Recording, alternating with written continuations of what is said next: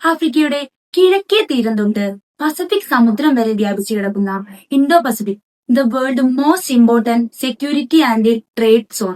ഈ രംഗത്തോട്ടാണ് ഏഷ്യയിലെ രണ്ട് ടൈറ്റാൻസ് ആയിട്ടുള്ള ചൈനയും റഷ്യയും തങ്ങളുടെ ഇൻഡോ പസഫിക് കൊളാബറേഷനുമായി മുന്നോട്ട് വന്നിരിക്കുന്നത്. ചൈനയും റഷ്യയും തമ്മിലുള്ള ബന്ധം ഈ ഡീലിൽ ഒന്നും തുടങ്ങിയതല്ല. ഏകദേശം 1689 ഒപ്പുവെച്ച നെർച്ചിൻസ് ഉടമ്പടിയിലൂടെയാണ് ചൈനയും റഷ്യയും തമ്മിലുള്ള ബന്ധം ഉടലെടുക്കുന്നത്. 19-ാം നൂറ്റാണ്ടിൽ ചൈന ബലഹീനരായപ്പോൾ അസമത്വ ഉടമ്പടികളിലൂടെ റഷ്യ മധ്യേഷ്യയിലേക്ക് വ്യാപിച്ചു. 1917-ലെ ബോൾഷെവിക് വിപ്ലവത്തിന് ശേഷമാണ് സോവിയറ്റ് റഷ്യ ചൈനയിലെ വിപ്ലവ പ്രസ്ഥാനങ്ങളെ പിന്തുണയ്ക്കാൻ ആരംഭിച്ചത്. കുമിൻടാങ്ങിനെതിരായ പോരാട്ടത്തിൽ സോവിയറ്റ് യൂണിയൻ ചൈനീസ് കമ്മ്യൂണിസ്റ്റ് പാർട്ടിയെ പിന്തുണച്ചു. 1949-ൽ പീപ്പിൾസ് റിപ്പബ്ലിക് ഓഫ് ചൈന സ്ഥാപിതമായതോടെ മാവോ സിതോങ്ങും ജോസഫ് സ്റ്റാലിനും സൈനോ സോവിയറ്റ് ട്രീറ്റി ഓഫ് ഫ്രണ്ട്ഷിപ്പിൽ ഒപ്പുവെച്ചു.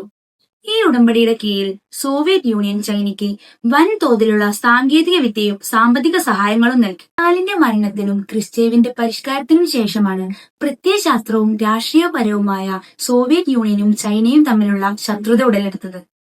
1969-ലെ ഉസൂരി നദി സംഘർഷം ഇരു രാജ്യങ്ങളെയും യുദ്ധത്തിലേക്ക് തള്ളിവിട്ടു. ഇതോടെ ചൈന സോവിയറ്റ് യൂണിയനെ സാമൂഹിക സാമ്രാജ്യത്വ ശക്തിയായി കാണുകയും യുഎസിലേക്ക് ചായ്വ് കാണിക്കുകയും ചെയ്തു.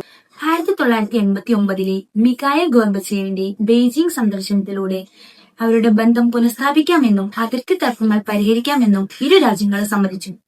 കോൾഡ് വാറിന് ശേഷം റഷ്യയും ചൈനയും നിരവധി ട്രീറ്റികളിൽ ഒപ്പുവെക്കുകയും അഥവാ treaty of good neighbour lines and friendly corporation, strategic partnership കൂടാതെ ഷാങ്ങായ് സഹകരണ സംഘടനയിൽ ഇരുവരും സഹകരിക്കുകയും ചെയ്തു.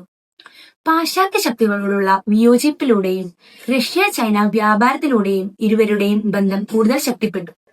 ഇപ്പോഴത്തെ ഈ ഒത്തുചേരലിലൂടെ എനർജിയുടെയും ടെക്നോളജിയുടെയും കൈമാറ്റവും സെക്യൂരിറ്റി ഉറപ്പുവരുത്തലും ബ്രിക്സ് SCO കൂടിച്ചേരലിലൂടെ ഒരു മൾട്ടി പോളാർ വേൾഡ് വികസിപ്പിക്കുക എന്നതുമാണ് ഇവർ ലക്ഷ്യമിടുന്നത്. ഇനി ഇന്ത്യയിലോട്ട് വരാം. ഇന്ത്യ ഒരു ക്വാഡ് അംഗമാണ്.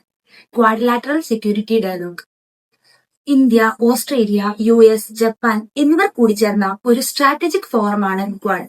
മെയിൻലി ക്വാഡിനെ ഇൻഡോ പസഫിക് റീജിയനിലെ ചൈനയുടെ സ്വാധീനത്തെ ബാലൻസ് ചെയ്യുന്ന സംവിധാനമായിട്ടാണ് കാണുന്നത്. ക്വാഡിന്റെ എതിരാളിയായ ചൈനയും ഇന്ത്യയുടെ മിത്രമായ റഷ്യയും തമ്മിൽ ഇൻഡോ പസഫിക് കൊളാബറേഷനിൽ ഏർപ്പെടുമ്പോൾ ഇന്ത്യ ഒരു ട്രിക്കി സിറ്റുവേഷനിലാണ് അകപ്പെട്ടിരിക്കുന്നത്. ഇൻഡോ പസഫിക് ഇനി മത്സരഭൂമി മാത്രമല്ല, ഭാവിയിലേക്കുള്ള രംഗഭൂമി കൂടിയാണ്. ഈ കൂട്ടുകെട്ട് വെല്ലുവിളിയോ അവസരമോ കണ്ടു തന്നെ അറിയാം. Thank you.